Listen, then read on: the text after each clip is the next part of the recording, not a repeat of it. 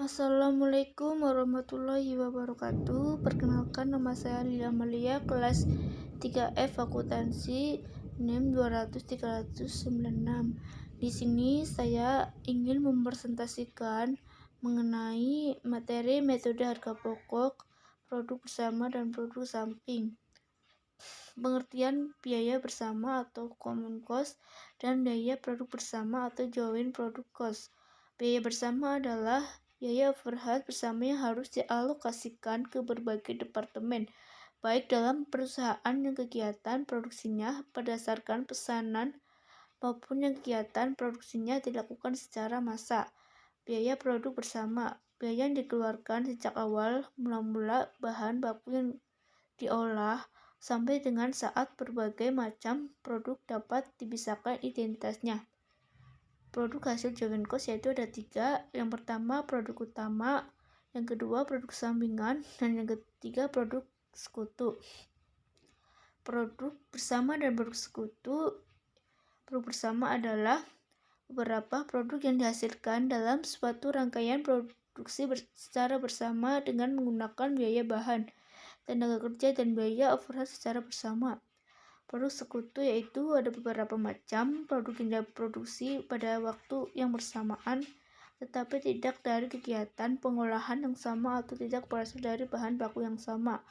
Produk sampingan yaitu satu produk atau lebih yang nilai jualnya relatif lebih rendah yang diproduksi secara bersama dengan produk lain yang nilai jualnya lebih tinggi. Ada beberapa karakteristik produk bersama, produk sampingan, dan produk sekutu, yaitu ada 3. Yang pertama, produk bersama dan produk sekutu merupakan tujuan utama kegiatan produksi. Yang kedua, harga jual produk bersama dan produk sekutu seharusnya lebih tinggi dari produk sampingan. Dan yang ketiga, dalam mengolah produk bersama tertentu, produksi tidak dapat menghindarkan diri untuk menghasilkan semua jenis produk bersama jika ia ingin memproduksi hanya salah satu di antara produk bersama tersebut. Penggolongan produk bersampingan yaitu ada 2. Yang pertama, produk sampingan yang dapat dijual setelah terpisah dari produk utama tanpa memerlukan pengolahan lebih lanjut. Yang kedua, produk sampingan yang memerlukan proses pengolahan lebih lanjut setelah terpisah dari produk utama. Metode alokasi produk bersama yaitu ada 4. Yang pertama, metode nilai pasar atau nilai jual relatif. Dan yang kedua, metode rata-rata biaya persatuan. Dan yang ketiga, metode rata-rata tertimbang. Dan yang terakhir, metode unit kuantitatif atau satuan fisik. Metode nilai pasar atau nilai jual relatif yaitu metode ini mengasumsikan setiap produk yang dihasilkan secara bersama mempunyai nilai jual atau nilai pasar yang berbeda. Nilai pasar yang berbeda tersebut disebabkan karena tingkat pemakaian biaya yang berbeda pada masing-masing produk bersama yang terdiri dari ada 2, yaitu yang pertama metode nilai pasar saat split of point, yang kedua metode nilai jual hipotesis. Metode nilai pasar saat split point yaitu metode ini yang digunakan ketika produk bersama telah selesai diproduksi dan produk yang diproduksi dapat diidentifikasi atau dipisahkan dalam masing-masing produk serta harga jual sudah diketahui pada saat itu dengan rumus pembebanan yaitu pembebanan sama dengan jumlah nilai jual masing-masing produk dibagi jumlah nilai jual keseluruhan produk dikali biaya produksi. Metode nilai jual hipotesis yaitu metode ini digunakan apabila suatu produk tidak bisa dijual kepada titik pisah atau batas yang seharusnya produk tersebut selesai, maka harga jual tidak dapat diketahui pada saat titik pisah tersebut karena produk tersebut masih perlu pengolahan tambahan dan mengeluarkan biaya tambahan untuk memprosesnya lagi. Rumus pembebanannya yaitu pembebanan sama dengan jumlah nilai jual hipotesis masing-masing produk setelah titik pisah dibagi jumlah nilai jual hipotesis seluruh produksi setelah titik pisah dikali biaya bersama. Metode rata-rata biaya persatuan yaitu metode ini adalah metode yang membebankan produk bersamanya berdasarkan jumlah biaya bersama dibagi jumlah keseluruhan produk dikalikan jumlah unit masing-masing produk. Dengan rumus pembebanan sama dengan biaya per unit dikali jumlah unit masing-masing produk. Biaya per unit sama dengan jumlah biaya bersama atau jumlah unit keseluruhan produk.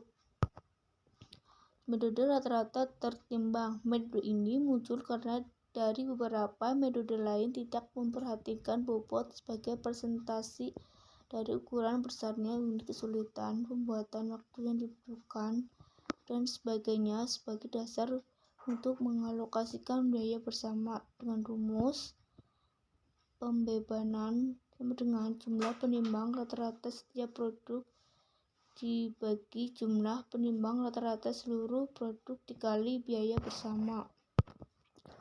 Metode unit kuantitatif atau satuan fisik, yaitu suatu metode dalam pembebanan biaya bersama produk didasarkan atas unit secara fisik atau output dari suatu produk diungkapkan dalam satuan misal berupa volume, bobot, atau ukuran karakteristik lainnya. Dengan rumus pembebanan sama dengan jumlah unit masing-masing produk dibagi jumlah unit keseluruhan produk dikali biaya bersama.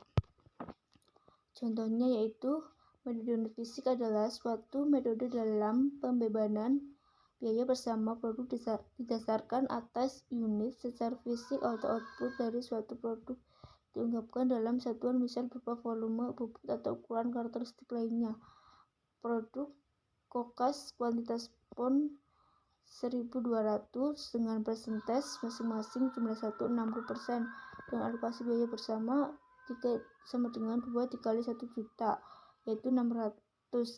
Per batu bara dengan kuantitas pon 300 persentase 2 masing-masing jumlah bagi jumlah 1 yaitu 15% 150. Dengan gas 500 persentase masing-masing jumlah 1 itu 25% dengan alokasi biaya bersama 3 sama dengan 2 dikali 1 juta yaitu 250 dengan jumlah kuantitas pon 1 200 persentase masing-masing dibagi jumlah 1 yaitu 100% dengan alokasi biaya bersama 3 sama dengan 2 dikali 1 juta yaitu 1 juta. Harga pokok produk per pon. Produk kokas kuantitas pon 1 yaitu 1.200 dengan alokasi biaya bersama 600. HPP per pon 3 sama dengan 2 dibagi 1 yaitu 500. Per batu bara dengan kuantitas pon 300 alokasi biaya bersama 1.150.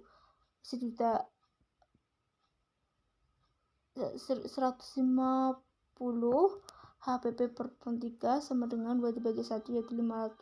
Gas 500 200 alokasi biaya bersama yaitu 250. HPP per pon 3 sama dengan 2 dibagi 1 yaitu 500. Terima kasih.